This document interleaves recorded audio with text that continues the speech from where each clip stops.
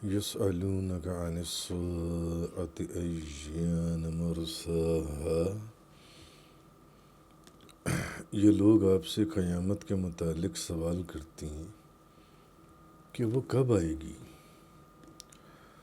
قل انما علمها عند ربی، آپ کہیے کہ اس کا علم تو صرف میرے رب کے پاس ہے۔ لا یجلیها لوقتها الا ہو، اس کے وقت پر صرف وہی اس کو ظہور میں لائے گا۔ ثقلت فی السماوات والارض، آسمانوں اور زمینوں پر قیامت بہت بھاری ہے۔ لا تأتیکم الا بغتہ، وہ تمہارے پاس اچانک ہی آئے گی۔ یسألونک کأنک حفی عنہا، وہ آپ سے اس کے متعلق اس طرح سوال کرتے ہیں گویا آپ اس کی جستجو میں ہیں۔ قل انما علمها عند اللہ، آپ کہیے اس کا علم تو صرف اللہ کے پاس ہے۔ ولیکن اکثر الناس لا یعلمون، لیکن بہت سے لوگ نہیں جانتے۔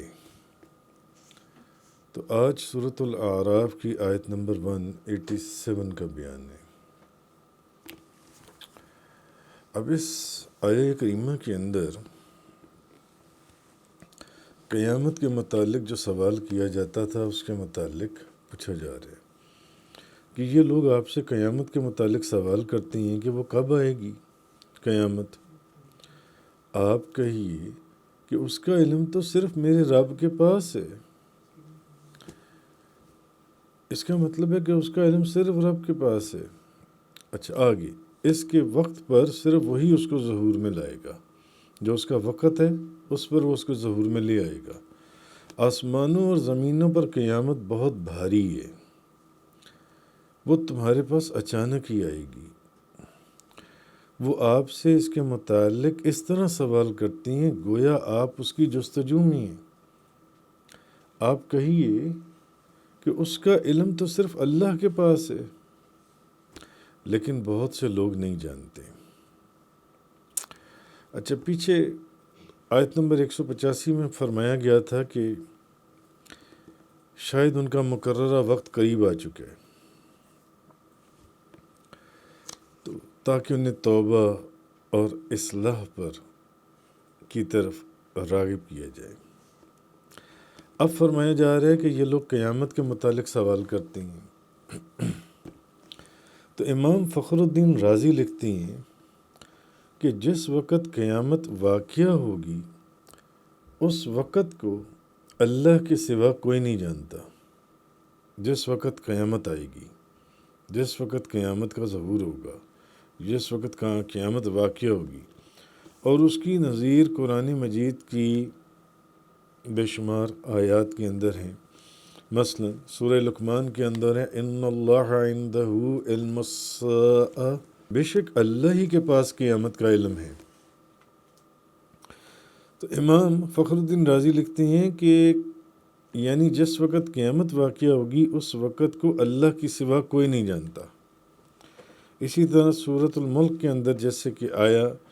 وَيَقُولُونَ مَتَى هَذَا الْوَعْدُ إِن كُنتُمْ صَادِقِينَ قُلْ إِنَّمَا الْعِلْمُ عِندَ اللَّهِ وَإِنَّمَا أَنَا نَذِيرٌ مُبِينٌ،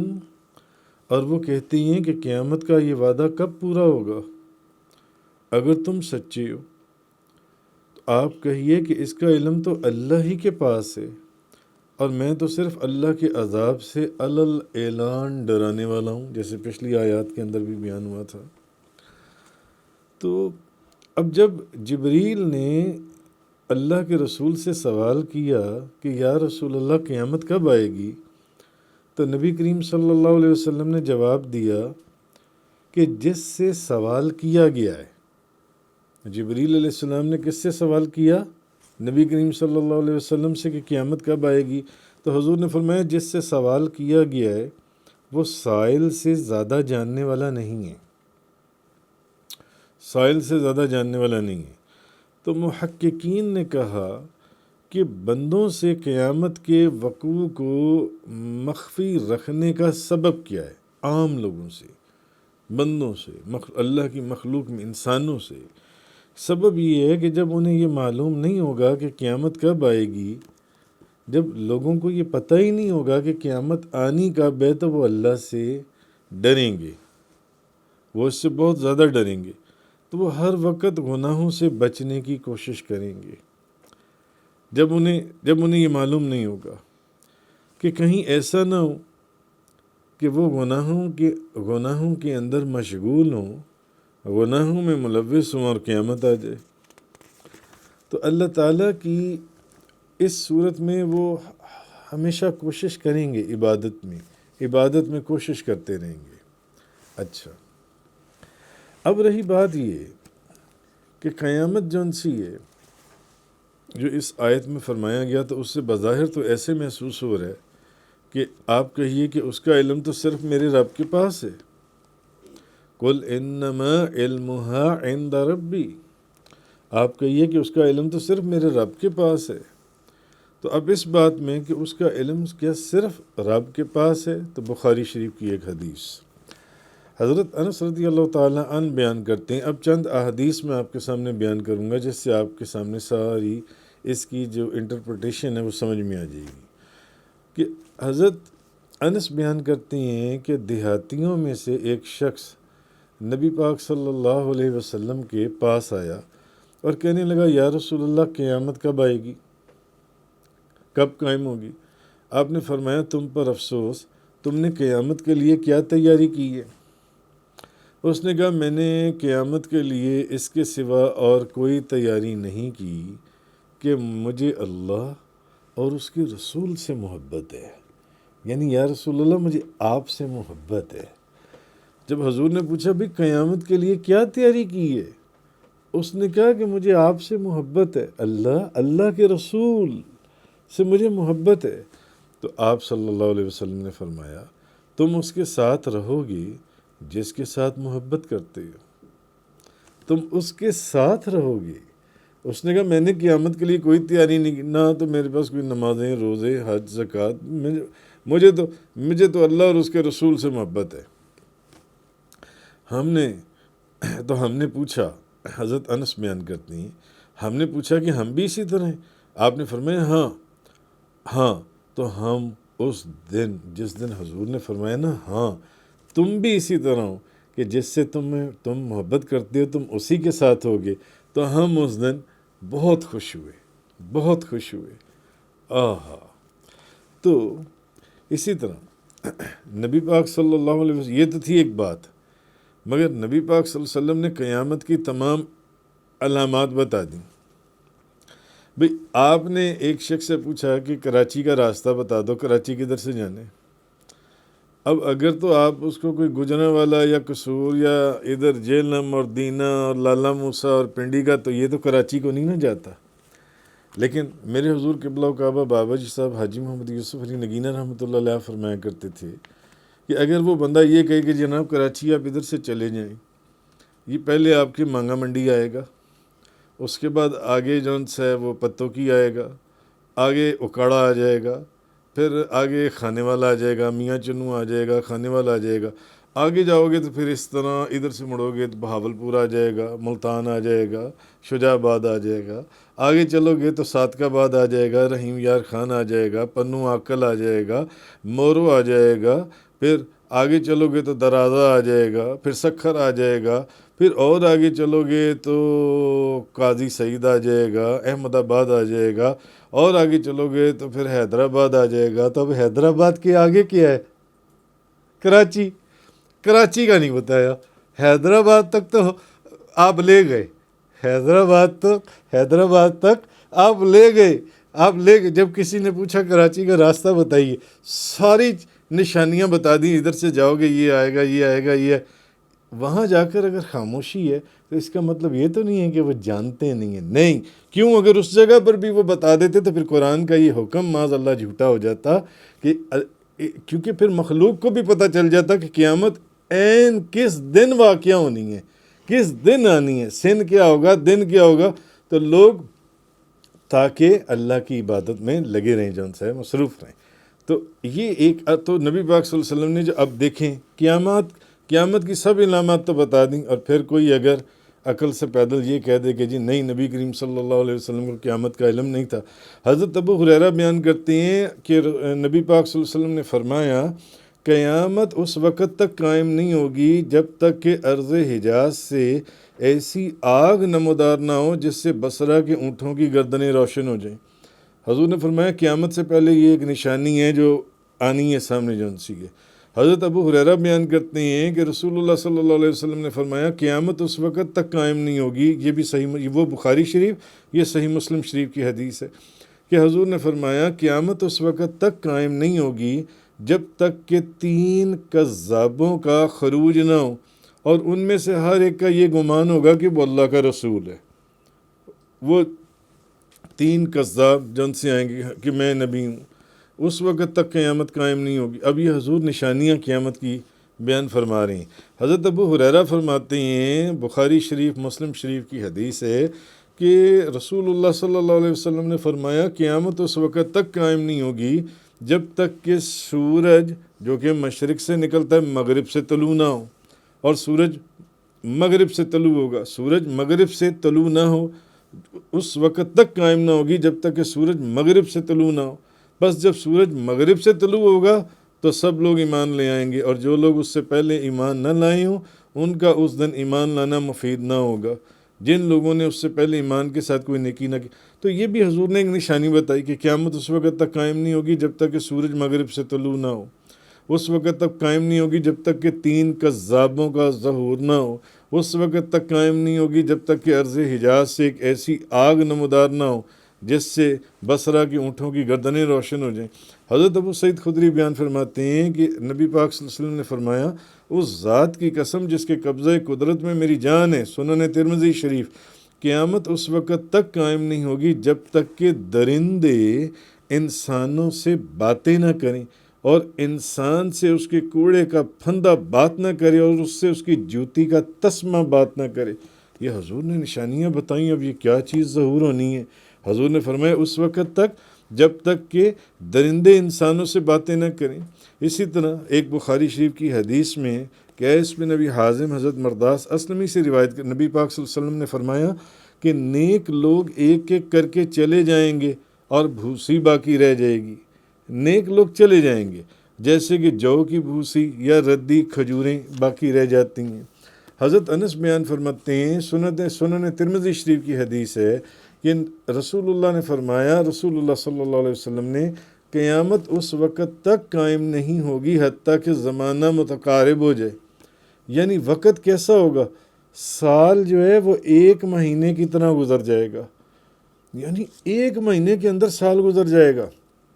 اور 1 مہینہ ہفتے کی طرح گزرے گا، اور ہفتہ 1 دن کی طرح گزرے گا، اور 1 دن 1 گھنٹے کی طرح گزرے گا، اور 1 گھنٹہ آگ کی چنگاری کی طرح گزر جائے گا۔ دیکھ لیں آج وہی وقت ہے،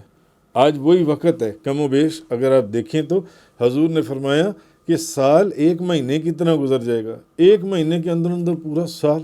اور ہفتہ 1 دن کی طرح، 1 دن کے اندر پورا ہفتہ گزر جائے گا، اور 1 دن 1 گھنٹے کی طرح گزر جائے گا۔ آج اس وقت کے اندر آپ دیکھیں کہ 1 ساعت کے اندر اور 1 گھنٹہ آگ کی چنگاری کی طرح آج دیکھیں آپ، دن کے گزرنے کا پتہ چلتا ہے؟ نہیں پتہ چلتا۔ اسی طرح حضرت حذیفہ بن اسد غفاری بیان کرتے ہیں، اسید غفاری بیان کرتے ہیں کہ صحیح مسلم شریف کی حدیث ہے، ہم آپس میں بیٹھ کر باتیں کر رہے تھے، بحث کر رہے تھے، تو اللہ کے رسول تشریف لے آئے۔ آپ نے فرمایا تم کس چیز کا ذکر کر رہے ہو؟ ہم نے کہا ہم قیامت کا ذکر کر رہے ہیں۔ آپ نے فرمایا قیامت ہرگز اس وقت تک قائم نہیں ہوگی حتیٰ کہ تم لوگ 10 نشانیاں نہ دیکھ لو۔ پھر آپ نے دھوئیں کا ذکر کیا، پھر آپ نے فرمایا دجال نے آنا ہے قیامت سے پہلے، پھر آپ نے دابت الارض کا ذکر کیا کہ اس نے بھی آنا ہے، پھر سورج کے مغرب سے طلوع ہونے کا آپ نے ذکر کیا، پھر آپ نے فرمایا قیامت سے پہلے ابھی حضرت عیسیٰ بن مریم کا نزول ہے، پھر آپ نے فرمایا گوگ مگوگ یعنی یاجوج ماجوج نے آنے، اور پھر 3 مرتبہ آپ نے زمین کے دھنسنے کا ذکر فرمایا 3 دفعہ زمین دھانس دی جائے گی، دھس جائے گی جن سے یہ ایک مرتبہ مشرق میں ایسا ہوگا، ایک مرتبہ مغرب میں ہوگا، اور ایک مرتبہ جزیرے عرب میں ہوگا۔ حضور ایک ایک نشانی بتا رہی ہیں، ایک ایک بات پورا راستہ بتا رہی ہیں، پورا راستہ سمجھا رہی ہیں، اور پھر ایک آگ ظاہر ہوگی جو لوگوں کو محشر کی طرف لے جائے گی۔ اب یہ مسلم شریف کی حدیث مبارکہ ہے۔ حضرت ابو ہریرہ بیان کرتے ہیں کہ رسول اللہ صلی اللہ علیہ وسلم نے فرمایا، اس ذات کی قسم جس کے قبضہ قدرت میں میری جان ہے، ان قریب تم میں ابن مریم نازل ہوں گے، وہ حاکم ہوں گے، عادل ہوں گے، وہ صلیب کو توڑ دیں گے اور خنزیر کو قتل کر دیں گے۔ سارا راستہ حضور بیان فرما رہی ہیں، قیامت کا سارا راستہ حضور بیان کرتے چلے جا رہے ہیں، اور جزیہ موقوف کر دیں گے اور مال کو بہائیں گے، حتیٰ کہ اس کو کوئی قبول نہیں کرے گا، حتیٰ کہ ایک سجدہ کرنا دنیا اور ما فیہا سے بہتر ہوگا۔ اسی طرح ایک صحیح بخاری شریف کی حدیث ہے، حضرت ابو ہریرہ بیان کرتے ہیں کہ اللہ کے رسول نے فرمایا، اس وقت تمہاری کیا شان ہوگی جب تم میں ابن مریم نازل ہوں گے، یعنی عیسیٰ علیہ السلام، اور امام تم میں سے ہوگا، میری امت میں سے حضرت عیسیٰ علیہ السلام اس وقت جب نازل ہوں گے تو اس وقت جن سے امام تم میں سے ہوگا۔ حضرت عبداللہ بن عمرو بن عاص رضی اللہ تعالیٰ عنہما بیان کرتے ہیں کہ اللہ کے رسول نے فرمایا، عیسیٰ ابن مریم زمین کی طرف نازل ہوں گے، اچھا وہ قیامت سے پہلے وہ آئیں گے، وہ شادی کریں گے، ان کی اولاد ہوگی، اور وہ زمین میں 45 سال رہیں گے۔ 45 سال جب انہوں نے آنا ہے زمین کے اوپر، انہوں نے 45 سال ابھی رہنا ہے، اور پھر فوت ہوں گے اور میرے ساتھ قبر میں دفن کیے جائیں گے۔ پس میں اور عیسیٰ بن مریم ایک قبر سے ابو بکر اور عمر کے درمیان سے اٹھیں گے۔ یہ حدیث مبارکہ۔ اسی طرح الوفا ابن جوزی اور مشکات شریف کے اندر اسی طرح ایک حدیث کے اندر ہے کہ اللہ کے رسول کو یہ فرماتے ہوئے سنا گیا کہ ابن مریم دجال کو باب لد پر قتل کریں گے، اور حضرت ابو ہریرہ بیان کرتے ہیں کہ رسول اللہ صلی اللہ علیہ وسلم نے فرمایا، دعوت الارض نکلے گا اور اس کے پاس حضرت سلیمان بن داؤد کی انگوٹھی ہوگی، اور حضرت موسیٰ بن عمران کا عصا ہوگا، وہ مومن کے چہرے کو عصا سے روشن کرے گا اور کافر کی ناک پر انگوٹھی سے نشان لگائے گا، حتیٰ کہ قبیلے کے لوگ جمع ہو جائیں گے اور وہ کہے گا یا مومن یا کافر، مومن اور کافر علیحدہ علیحدہ ہو جائیں گے۔ سنن ترمذی شریف کی حدیث ہے۔ حضرت ابو ہریرہ بیان کرتے ہیں کہ نبی پاک صلی اللہ علیہ وسلم نے فرمایا، سب سے بہترین دن، نبی پاک صلی اللہ علیہ وسلم نے فرمایا جو بہترین دن ہے جس میں سورج طلوع ہوتا ہے وہ جمعے کا دن ہے۔ سب سے بہترین دن، بہتر دن جو ان سے دنوں کے اندر وہ جمعے کا دن ہے جس میں سورج طلوع ہوتا ہے، جس میں حضرت آدم پیدا کیے گئے اور اسی دن جنت سے باہر لائے گئے، اور قیامت بھی جمعے والے دن قائم ہوگی، قیامت بھی جمعے والے دن قائم ہوگی۔ اب حضور راستہ بتا رہی ہیں قیامت کا، تمام جتنی نشانیاں میں نے آپ کو بتائیں، چلتے چلتے چلتے چلتے لے گئے وہاں پر جون سا ہے، بس اس دن کا نہیں بتایا، اس دن کا نہیں بتایا، اس ہفتے کا نہیں بتایا، جون سے ویسے تو دن بھی بتا دیا کہ جمعے کا دن ہوگا، جمعے کا دن ہوگا۔ اچھا، اب نبی پاک صلی اللہ علیہ وسلم نے قیامت واقعہ ہونے سے پہلے اس کی تمام نشانیاں بیان فرمائیں۔ حدیثوں میں یہ بھی بتا دیا کہ محرم کے مہینے کی 10 تاریخ ہوگی، حضور نے یہ بھی بتا دیا کہ محرم کے مہینے کی 10 تاریخ ہوگی، 10 تاریخ کو، اور دن جمعے کا ہوگا، اور دن کی آخری ساعت ہوگی، اس میں قیامت بالکل اینڈ کے اوپر حضور لے گئے، تمام نشانیاں بتا دیں قیامت کی کہ قیامت کب واقعہ ہوگی، بس مہینہ، تاریخ، دن، خاص وقت، سب کچھ حضور نے بتا دیا۔ صرف سن نہیں بتایا کہ وہ سن کون سا ہوگا، دن بھی بتا دیا، وقت بھی بتا دیا، ساعت بھی بتا دی، تاریخ بھی بتا دی کہ محرم کی 10ویں تاریخ ہوگی، دن جمعے کا ہوگا، شام کا وقت ہوگا، جو ان سے ہر چیز بتا دی، صرف نہیں بتایا تو سن نہیں بتایا، کیونکہ اگر سن بھی بتا دیتے تو ہم آج جان لیتے کہ قیامت آنے میں اب اتنے سال باقی رہ گئے ہیں، اور ایک دن بلکہ 1 گھنٹہ پہلے لوگوں کو معلوم ہوتا کہ اب 1 گھنٹے کے بعد قیامت آئے گی، تو پھر قرآن کا یہ حکم جھوٹا ہو جاتا کہ قیامت اللہ نے کیا فرمایا؟ اچانک آئے گی۔ قیامت جون سی ہے اچانک آئے گی۔ اللہ تبارک و تعالیٰ نے یہ جو فرمایا کہ وہ آپ سے سوال کرتی ہیں کہ قیامت کب آئے گی، کہ آپ فرمائیے کہ اس کا علم تو صرف میرے رب کے پاس ہے جون سا، تو لا تأتیکم الا بغتہ، وہ تمہارے پاس اچانک ہی آئے گی۔ تو اگر حضور سن بھی بتا دیتے تو پھر کیا ہوتا کہ پھر قرآن کا یہ حکم جھوٹا پڑ جاتا۔ اس لیے حضور نے سن نہیں بتایا، سارا کچھ بتا دیا۔ میں نے آپ کو جیسے وہ مثال دی شروع میں، ایک بندے نے کراچی جانا ہے اور وہ آپ کو کراچی تک، یہاں لاہور سے لے کے حیدرآباد تک کے سارے شہر بتا دے کہ راستے میں یہ شہر آئے گا، پھر ادھر مڑو گے یہ شہر آئے گا، ادھر مڑو گے، اخیر حیدرآباد تک لے جائے 1200-1300 کلومیٹر جون سے،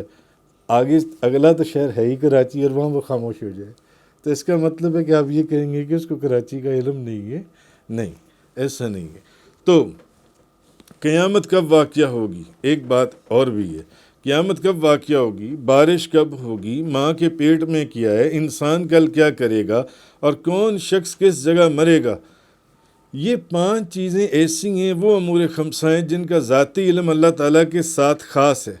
بحث اس میں ہے کہ اللہ تعالیٰ نے کسی مخلوق کو ان 5 چیزوں کا علم عطا فرمایا یا نہیں فرمایا، اور اس کا پہلے بیان بڑی تفصیل سے ہو چکا ہے۔ تو علامہ احمد قسطلانی شافعی انہوں نے بھی یہ عبارت نقل کی ہے کہ علم قیامت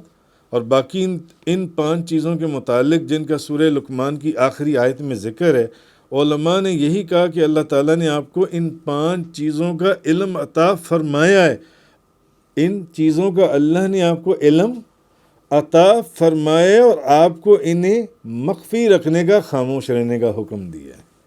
مخفی رکھنے کا حکم دیا ہے۔ لیکن جو مثال میں نے آپ کے سامنے بیان کی اس سے ساری بات کھل کر آ جاتی ہے۔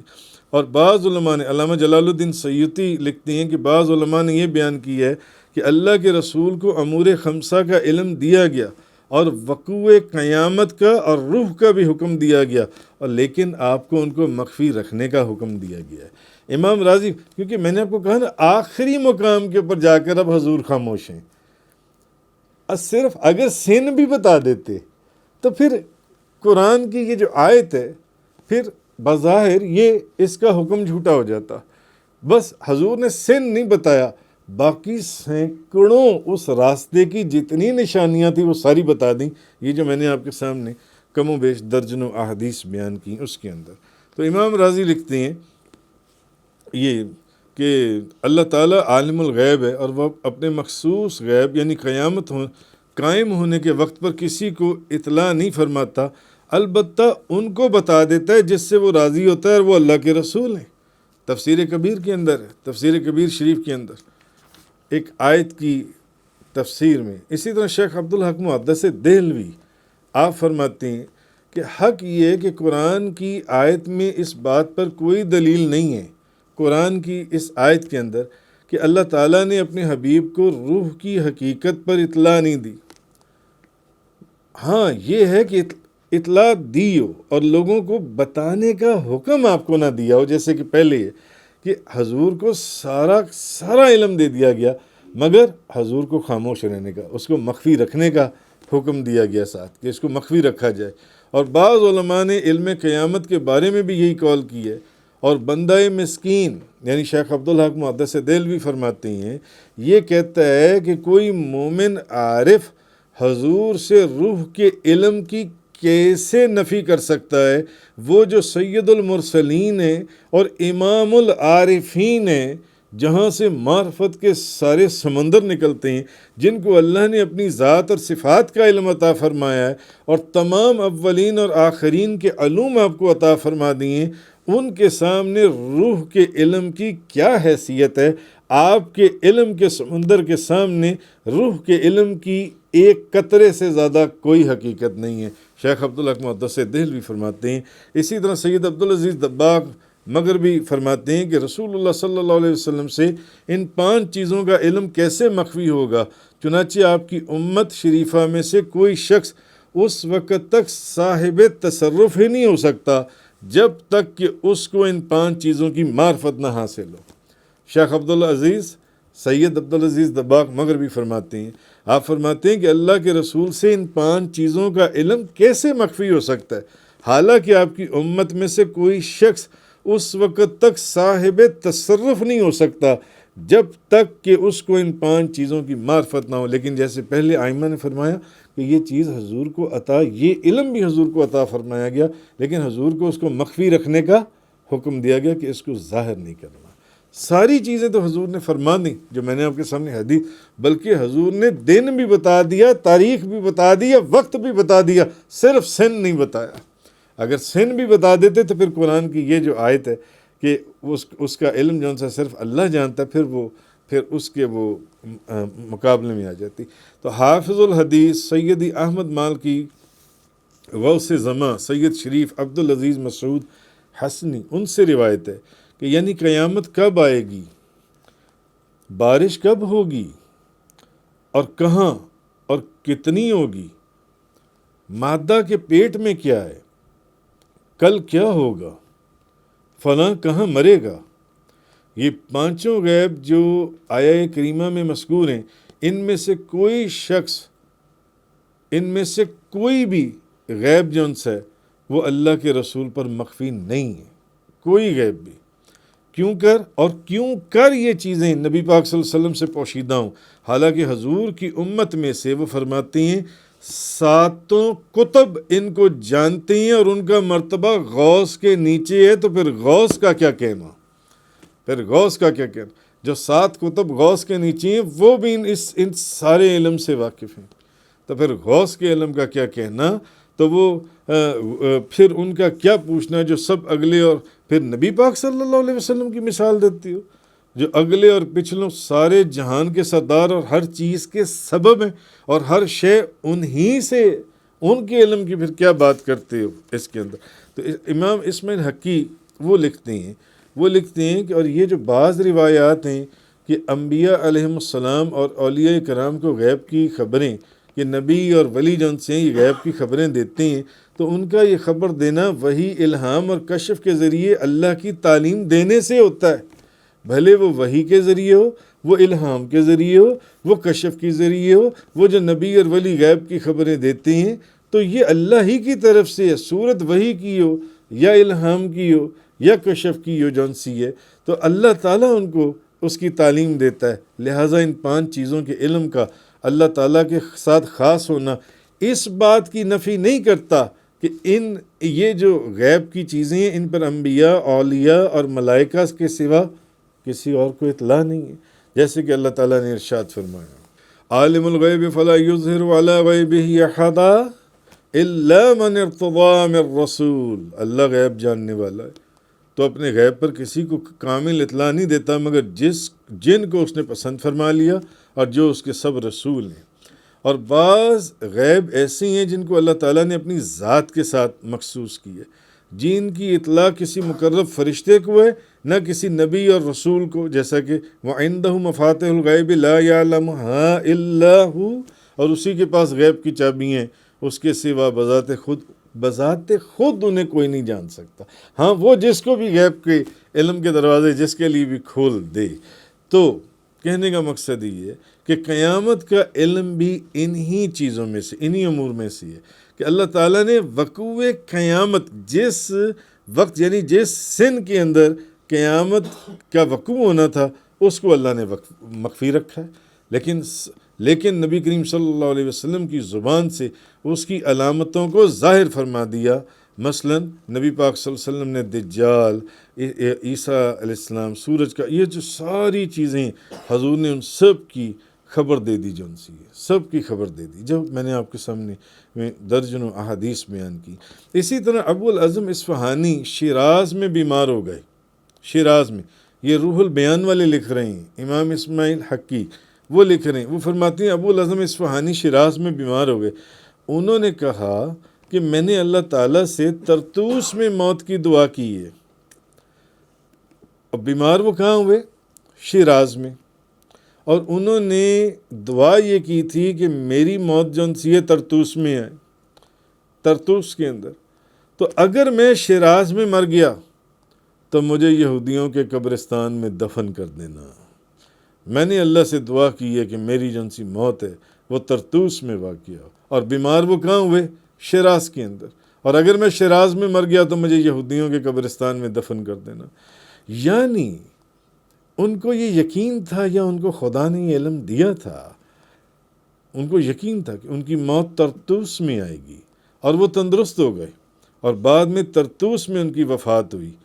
اور اسی طرح یہ آپ لکھتے ہیں امام اسماعیل حقی کہ میرے شیخ نے 20 سال پہلے اپنی موت کا وقت بتا دیا تھا، اور وہ اپنے بتائے ہوئے وقت پر ہی فوت ہوئے تھے، اپنے بتائے ہوئے وقت کے اوپر ہی فوت ہوئے تھے انہوں نے۔ تو یہ تو جن اولیاء کی بات ہے۔ قلائد الجواہر کے اندر، بہجت الاسرار کے اندر، امام یحییٰ طاسفی، امام ابو الحسن شتنفی شافعی رحمۃ اللہ علیہ، آپ فرماتے ہیں کہ خضر الحسینی بیان کرتے ہیں کہ مجھ سے حضرت شیخ نے 560 میں فرمایا، حضرت شیخ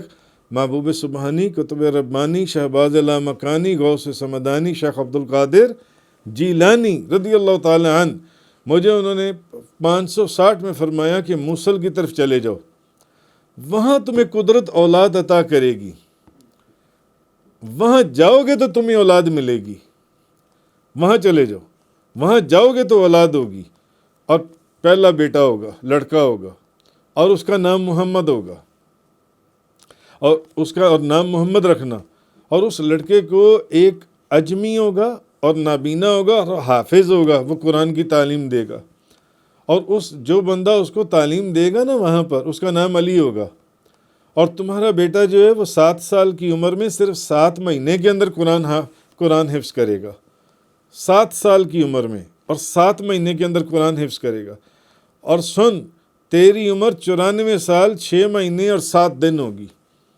حضور غوث اعظم پیران پیر شیخ عبد القادر جیلانی انہوں نے اپنے اس مرید کو فرمایا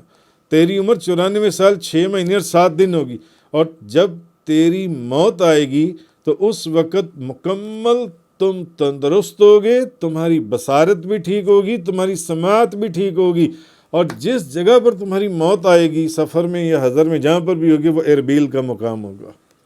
اربیل کا مقام ہوگا جو ان سے۔ تو چنانچہ ان کے صاحبزادے ابو عبداللہ محمد فرماتے ہیں کہ 561 سن ہجری میں میری ولادت موصل میں ہوئی، اور میرے والد خضر الحسینی مجھے تعلیم اور حفظ قرآن کے لیے ایک نابینا کو انہوں نے مقرر فرمایا۔ یعنی حضور غوث اعظم شیخ عبد القادر جیلانی وہ فرماتی ہیں کہ انہوں نے میرے والد کو جو ساری چیزیں بتائیں تھیں کہ موصل کی طرف چلے جاؤ، وہاں اولاد تمہاری وہاں ہوگی،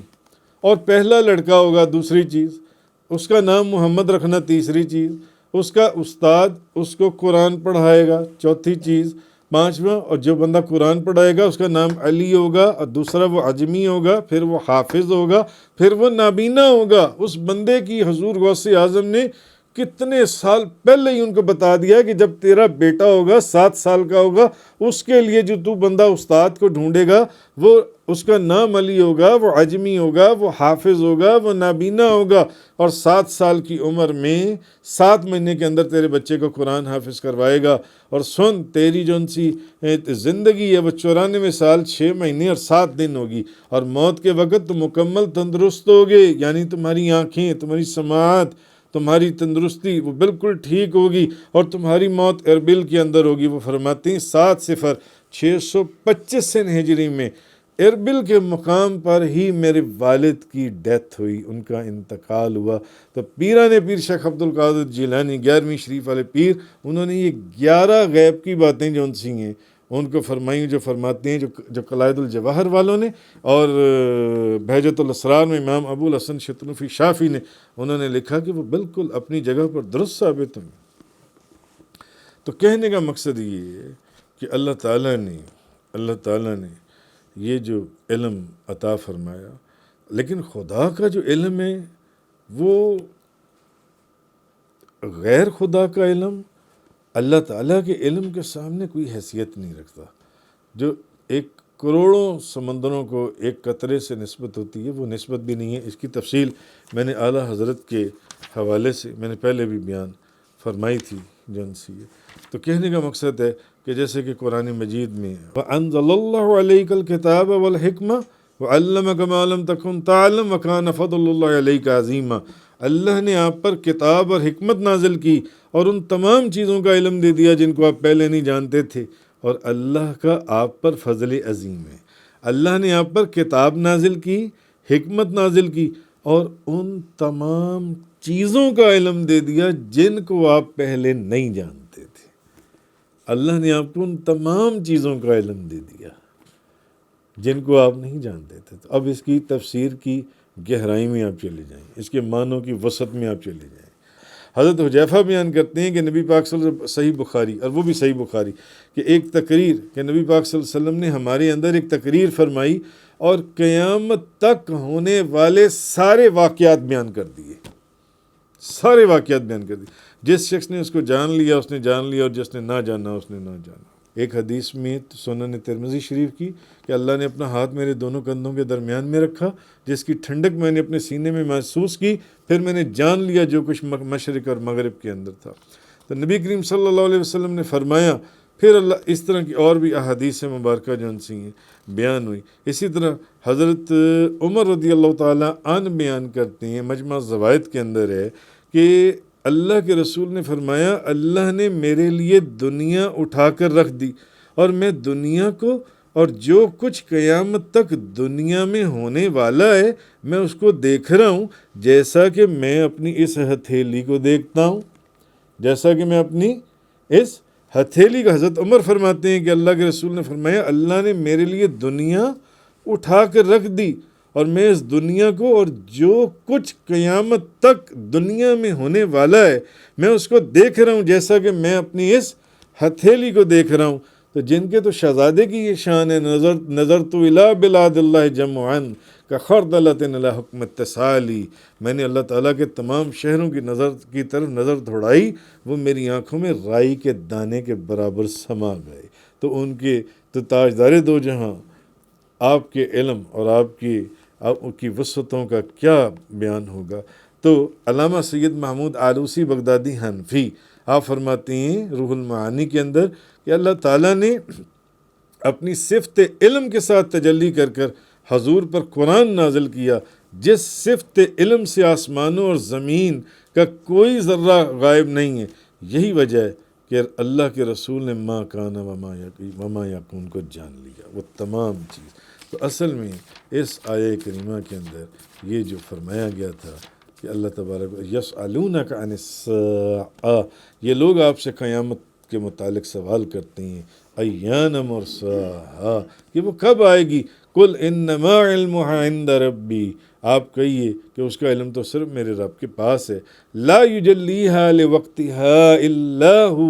اس کے وقت پر صرف وہی اس کو ظہور میں لائے گا، ثقلت فی السماوات والارض، آسمانوں اور زمینوں پر قیامت بہت بھاری ہے، لا تأتیکم الا بغتہ، وہ تمہارے پاس اچانک ہی آئے گی، یسألونک کأنک حفی عنہا، اور وہ آپ سے اس کے متعلق اس طرح سوال کرتے ہیں گویا کہ آپ کو اس کی جستجو ہے، آپ اس کی جستجو میں، قل انما علمها عند اللہ، آپ کہیے اس کا علم تو صرف اللہ کے پاس ہے، وَلَكِنَّ أَكْثَرَ النَّاسِ لَا يَعْلَمُونَ، لیکن بہت سے لوگ اس کو نہیں جانتے۔ تو کہنے کا مقصد صرف اتنا ہے کہ یہ جو میں نے درجنوں احادیث کم و بیش آپ کے سامنے بیان کی ہیں، کہ اب اگر کوئی بندہ یہ اپنی کم علمی کی بنا کے اوپر یہ کہے کہ نبی کریم صلی اللہ علیہ وسلم کو قیامت کا علم نہیں تھا، تو یہ بالکل ایک مثال ایسی ہے کہ جیسے کہ ایک شخص سے ایک بندہ راستہ پوچھتا ہے کہ یار مجھے یہ بتاؤ کراچی جانا ہے، کراچی کا راستہ کیا؟ بھئی اگر تو وہ بندہ ادھر کا راستہ بتائے، قصور کا یا گجرانوالہ کا، لالے موسے کا یا جہلم کا، پنڈی کا، تو اس کا مطلب ہے وہ غلط راستہ بتا رہا ہے۔ لیکن اگر وہ کہے کہ ابھی جب تم لاہور سے کراچی جاؤ گے تو اس طرح جاؤ گے، ادھر سے تو آگے مانگا منڈی آ جائے گی، مانگا منڈی سے آگے اس طرح جاؤ گے پتوں کی آ جائے گا، آگے جاؤ گے تو پتوں کی کے بعد پھر اکاڑا آ جائے گا، اکاڑا سے آگے جاؤ گے تو پھر آگے خانے وال آ جائے گا، خانے وال کے بعد ملتان آ جائے گا، شجاع آباد آ جائے گا، لودھنا آ جائے گا، آگے جاؤ گے تو بہاولپور آ جائے گا، آگے جاؤ گے تو سما سٹھا آ جائے گا، سما سٹھا سے آگے جاؤ گے تو خانقاہ آ جائے گا، وہاں سے آگے جاؤ گے تو احمد پور شرقیہ آ جائے گا، وہاں سے آگے جاؤ گے تو صادق آباد آ جائے گا، پھر رحیم یار خان ہے، پھر آگے سے ایسے مڑو گے تو پھر وہ پنو عقل آ جائے گا، پھر مورو آ جائے گا، پھر قاضی احمد سعید آ جائے گا، پھر آگے جاؤ گے تو درازہ آ جائے گا، درازہ شریف، وہاں سے آگے جاؤ گے تو پھر وہ سکھر آ جائے گا، نواب شاہ آ جائے گا، اور پھر آگے جاؤ گے تو حیدرآباد آ جائے گا۔ تو حیدرآباد کے آگے کیا ہے؟ کراچی، اور کراچی کا وہ بندہ نہ بتائے، وہ کہے کہ کراچی وہاں جا کر خاموش ہو جائے، تو کیا آپ اس کو یہ کہیں گے کہ اس کو سارا رستہ تو اس نے بتا دیا آپ کو، کراچی تک کا سارا رستہ بتا دیا، صرف کراچی کے اوپر جا کر خاموشی ہے، کراچی کے اوپر خاموشی ہے۔ تو کہنے کا مقصد یہ ہے کہ یہ جو درجنوں میں نے حدیثیں بیان کی، حضور نے ایک ایک ایک ایک ایک کم ابھی تو بے شمار احادیث میں نے بیان ہی نہیں کی،